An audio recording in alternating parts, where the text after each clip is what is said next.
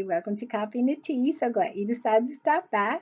See what kind of tea I am spilling. I don't have coffee today, but I do have tea. I got a lot of tea and some really good tea. But before we get started, if you hadn't subscribed, please go in your settings and hit the subscribe button. Hit the notification bell so you'll know when I upload and give me a thumbs up to fight the algorithm. All right, let's get into this tea. First up is Savannah Chrisley. She spoke at the Republican National Convention. I think it was a couple of nights back. I think it was the first night.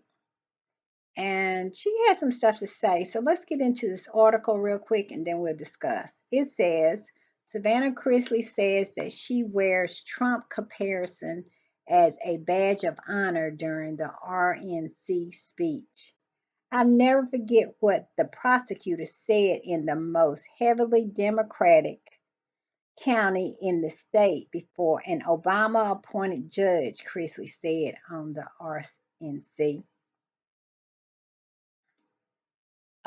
He called us Trumps of the South. Yeah, it's fine. He meant it as an insult. But let me tell you, boy, I wear it, but boy, I wear it as a badge of honor. I'm gonna say this. I liked the Chrisleys, Todd and Julie, but anybody with any kind of sense who watched that show know knew something was going on there. Todd nor Julie ever worked anywhere. I think in maybe the second, was it the second? I can't remember when it was, but I think when the show first started, they said he did clothing or something like that. He maybe had a store or something, and he was liquidating a lot of his inventory or something like that. But that's the only indication that we ever got of Todd having a job. Now, Julie was supposed to be a real estate agent. I never saw her selling houses, and the storyline never focused on either one of them working. But this is what Savannah said. Savannah is advocating for her family. The Chrisley Knows Best star was on hand at the Republican National Convention in Milwaukee, Wisconsin Tuesday night, where she compared her parents, Todd and Julie Chrisley, who is currently serving time on fraud and tax evasion charges, to the former President Donald Trump. She called out their numbers. Evidently, Todd and Julie's numbers are 7260019 and 7261019. That's their prison numbers. Savannah said, reading off her parents' prison identification numbers, these may be just numbers to you, but to me, they are my whole heart. These numbers are my parents' identification numbers in the federal prison system. In my opinion, that's why Savannah is there. Savannah wants to ensure that if Trump wins presidency, that he will pardon Todd and Julie Chrisley. It's all about getting her parents out of jail. It is so crystal clear to see. And it stinks from high heaven. And they might win on one hand, but they definitely gonna lose on the other one. Because when she came out with this whole shenanigans about Trump and trying to kiss the ring of Trump in order to get her parents pardon, because she know that Biden is not going to give him a pardon because he actually believes in the rule of law. So she know that is hopeless. So she went to the most corrupt person that she can go to suck up to. who is easily flattered. And she is hoping against hope that he becomes president so she can advocate for her parents to get out of jail. And that's it. And if I never believed Todd and Julie was guilty, I believe they're guilty now. And they need to be exactly where they are. They stole money from banks. They didn't go in with a gun. If a person go in with a gun and hold up a bank, they get way more time than how they did it.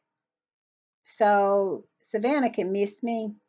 I will not be watching Chrisley's anything anymore.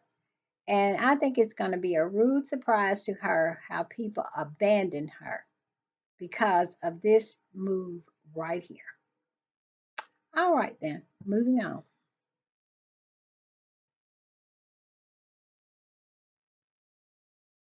Moving on, we're going to talk about Miss Netta.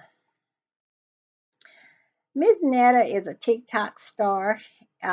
She's transsexual, and she and her husband Charles are big TikTok stars.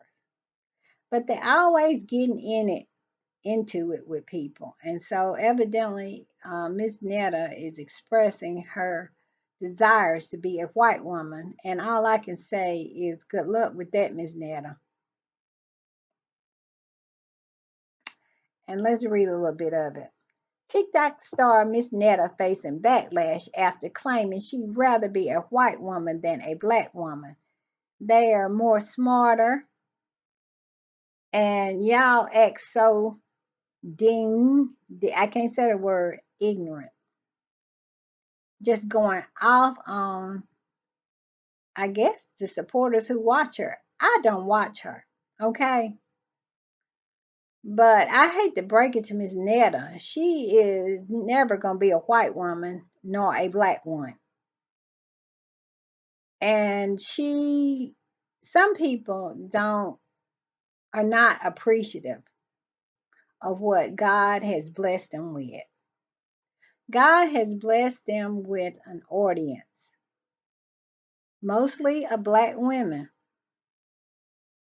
her and Charles. Miss Nana makes big bucks on TikTok, and I think Instagram and Facebook too. I hadn't saw her on YouTube, so I can't speak on that. But she makes big money. But yet and still, she is constantly having some kind of beef with somebody. And now her beef is with black women. And a lot of people pretty much feel that Miss Netta has a problem with black women because she is actually a black man. And we all know that a lot of black men have a problem with black women. Their strength, their mouth, their independence. So let's see what some of the people wrote under her rant. They said, yep, this is a black man for sure. One of them said, deserve. Black women are the ones who made this talented POS famous. There was no need for this clown to be on my timeline, but that only people I see that are entertained by it is black women. You attack the hand that feeds you. And that's what he's doing. She is doing. And the last one says, as much as he's getting on my nerve, he didn't lie. Black people are the most hateful, and it's mainly black women. And that came from a black woman. All I can say is, Miss Netta, good luck, you and Charles. You're going to need it because one thing about black women, we'll feed you, but then we'll take our food back. All right, moving on. Sorry about the dog. Okay, I'm back. I had to take care of my dog. He got excited about the ice maker. All right, the next up with the tea, we're going to talk about Wendy Williams. Today is Wendy Williams' 60th birthday, and her family is not allowed to spend any time with her or see her or know where her whereabouts due to this guardianship. And I have feelings about that. I really, really do. In New York, it seems like just anybody that you let into your home can make a report. And if you have some money or anything like that, I think it's a racket to take your money. It is a racket going on in the state of New York, and someone needs to expose it. And I think this whole thing with Wendy Williams has exposed the corruption in the guardianship system. But let's read about Wendy. Wendy Williams' family reportedly rooting and praying for her despite being denied contact. Wendy Williams' family is still not able to get in touch with her months after her concerning documentary aired on Lifetime. The source told People magazine on Thursday that July 18th, Wendy's birthday, 60th birthday, that the media mogul's relatives are still rooting for her. Wendy Williams' family is unable to speak on her current condition or location due to the ongoing litigation and the fact that they have largely been denied contact. But they are rooting and praying for Wendy and want to express their well wishes as she celebrates her 60th birthday. Wendy Williams, who announced her dementia diagnosis, which I am skeptical about.